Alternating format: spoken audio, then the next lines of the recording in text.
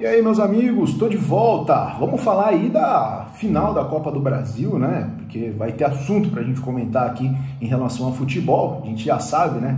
Que quando não tem Palmeiras, a gente vem aqui e tenta falar um pouquinho de bola, porque porra, eu gosto de falar de futebol, eu gosto de falar de conversar aqui, principalmente com a galera que curte ouvir as opiniões. Em relação ao futebol, né? Porque a gente está sempre assistindo, eu estou sempre acompanhando os jogos e tal, principalmente no final de semana, né? Que eu tenho um pouco mais de tempo, então eu consigo assistir as partidas aí e com mais calma, né? E vim comentar um pouco e trocar aquela ideia com o pessoal que curte, né?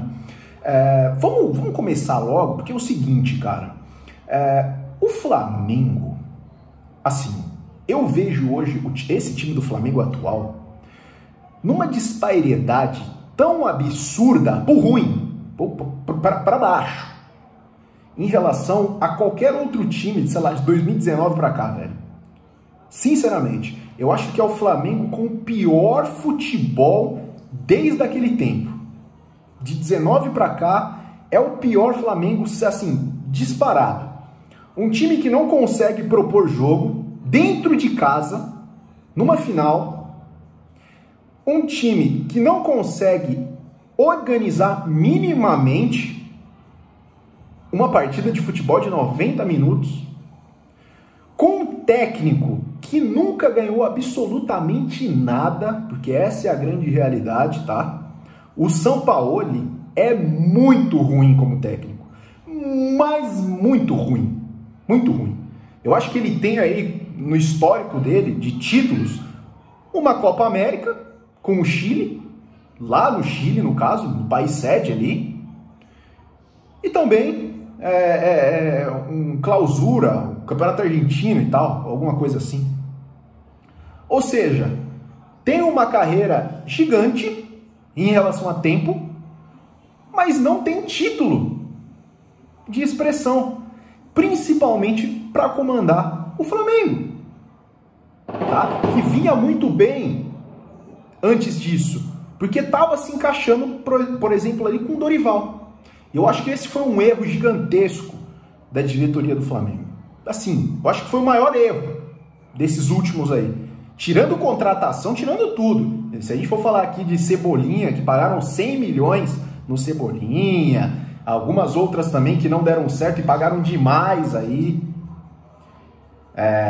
Assim, a decadência de futebol dos caras aí importantes para o time, como o Gabigol, etc e tal.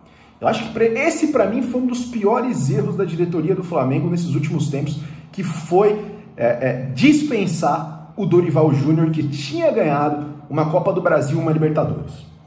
Porque se o Dorival continua naquela mesma atoada, ele poderia, cara, organizar esse time, poderia fazer ali o time jogar minimamente, aí você troca uma, troca duas, troca 3 vezes, cara, acaba o esquema tático de qualquer time, não só do Flamengo, de qualquer outro, poderia ser qualquer outro time, o sistema tático não ia funcionar. Quando você troca muito de técnico, assim, geralmente não funciona, geralmente não consegue, o jogador ele não consegue ali compreender, sair de um esquema de um treinador que joga de uma forma, aí dali a pouco chega outro que joga de uma forma completamente diferente. Leva tempo para isso aí, meio que se encaixar, as peças de um treinador ali para outro se encaixar. E aí você acaba sendo eliminado de competições, você acaba não brigando diretamente pelo campeonato brasileiro. Vocês entenderam? E assim, coisa que não aconteceu pelo lado do São Paulo. Foi lá, contratou o Dorival Júnior, que é sim um bom técnico. Eu acho que é um bom técnico. Eu acho sim o Dorival um bom técnico. Ajeitou o time do São Paulo. Ah, mas o São Paulo não ganhava aí no Campeonato Brasileiro. Tomou assim uma virada lá no Sul, do Internacional, que vinha de um jejum gigante também de vitórias. Mas eu até entendo que eles estavam focados, o São Paulino em geral, que eu converso com alguns São Paulinos também, e eles falam, não, Alex, a gente quer ali a Copa do Brasil, é um torneio que a gente não tem ainda e tal. Eu acho que as forças do São Paulo estavam voltadas mais também para a Copa do Brasil, né? E foi isso que aconteceu. Uma diferença muito grande. Muito grande. E o Flamengo jogando em casa. O São Paulo, principalmente no primeiro tempo, dominou completamente as ações do jogo. Com a torcida, com quase 70 mil pessoas aí torcendo para o Flamengo no estádio.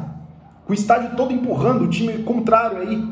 O São Paulo, mesmo assim, se aproveitou de algumas falhas defensivas ali do time do Flamengo, principalmente pelo lado direito da defesa do Flamengo. Assim, o Wesley, assim, ele tomou assim, uma carreira no primeiro tempo. O São Paulo jogava muito pelaquele lado ali, esquerdo do ataque do São Paulo, jogava bastante, tanto que o gol saiu pelaquele lado. Foi uma bola alçada pelo lado esquerdo, a bola veio da esquerda para a direita, cruzado, acho que foi o Nestor que cruzou a bola e tal, conseguiu achar o Caleri lá dentro da área. E eu vou te contar, hein, esse goleiro do Flamengo, meu Deus do céu, cara, ele, para mim ele errou, para mim foi uma falha ali, defensiva, de quem estava marcando o Caleri, que eu acho que ele caiu ali e tal, o lateral esquerdo do Flamengo, e também do goleiro. Foi uma falha conjunta ali do sistema defensivo.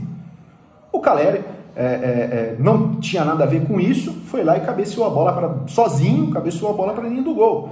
Mas para mim foi muita falha do goleiro do Flamengo, que não saiu na bola. Aquela bola ali, para goleiro seguro, é dele. O goleiro sai, agarra, segura a bola tranquilamente ou coloca a bola para fora. Um goleiro seguro. Ele foi meio que ficou indeciso se ele ia ou não, ficou no meio do caminho, acabou a bola, sei lá o que aconteceu ali e tal. A bola acabou sobrando pro Caleri e acabou fazendo o gol. É o artilheiro, né?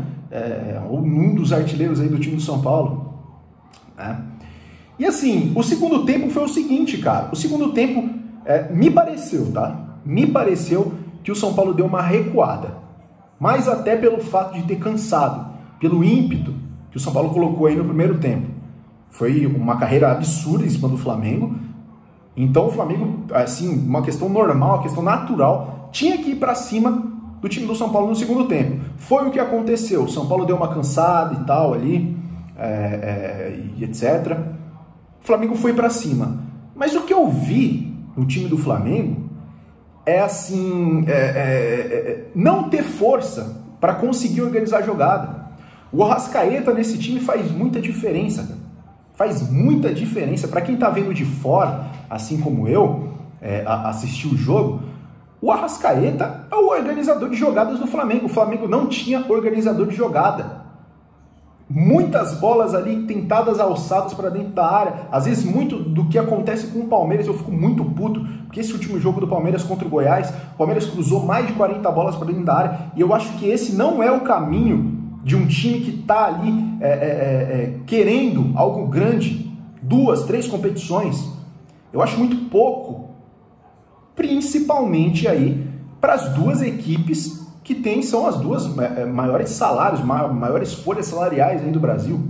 Tem que ter sim uma diversificação maior de jogadas e não depender só de um jogador, porque hoje o Flamengo vê sim essa dependência do Arrascaeta, porque quando ele tá no time, ele consegue fazer o Gabigol jogar, ele consegue colocar às vezes ali o Bruno Henrique na cara do gol, às vezes ele próprio consegue fazer os seus golzinhos e às vezes até decidir algum jogo, né? E não é isso que a gente está vendo. Uma dependência gigante do Arrascaeta por parte aí do Flamengo, meio campo do Flamengo extremamente defasado na questão de criação de jogadas. Então aí o São Paulo meio que, no segundo tempo cansou, recuou, mas soube controlar o jogo. O Flamengo não exerceu uma pressão gigantesca, condizente do que pode aí fazer. Estádio lotado, primeira folha salarial aí do Brasil, jogadores aí com alto custo, e não conseguiram aí extrair o melhor futebol nessa primeira final de Copa do Brasil. E assim, vou te contar, o São Paulo mereceu a vitória. O São Paulo mereceu a vitória, tá? O Flamengo não jogou absolutamente nada, principalmente no primeiro tempo, e o São Paulo conseguiu neutralizar as poucas jogadas que o Flamengo tentou fazer ali, e conseguiu ali, no final do primeiro tempo, um gol de uma falha, mas uma boa cabeçada ali do Caleri também, para fazer 1-0 e conseguir a vantagem para o jogo da volta. Assim, eu acho muito complicado esse título não ficar com o São Paulo, tá? Assim, sem clubismo algum, porque vocês sabem aqui que às vezes eu venho aqui trazer algumas opiniões que eu falo aqui, com absolutamente clubista, obviamente, né? Não tem como você ser imparcial, eu torço Palmeiras, não tem como, mas eu tento ao máximo ser menos clubista possível quando eu vou falar de outras equipes, mas assim, vai ficar muito difícil pro Flamengo. Se o Flamengo não mudar as atitudes que vem mudando, se a diretoria do Flamengo não ali meio que acordar para o que está acontecendo dentro do clube, jogador saindo no soco, o São Paulo indo embora no intervalo antes de terminar a partida.